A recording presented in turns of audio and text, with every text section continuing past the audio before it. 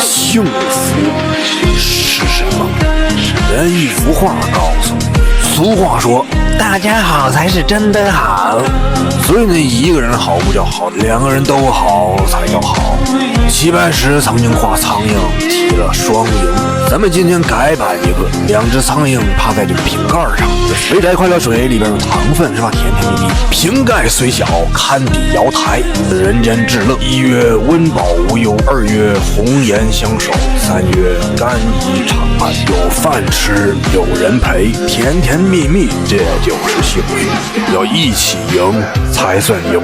这个东西它不仅能挂家里，它还能挂身上。925的银镶上紫铜的眼睛，双赢一定赢。这真弄一定也挺奢侈的，给大家试一下啊。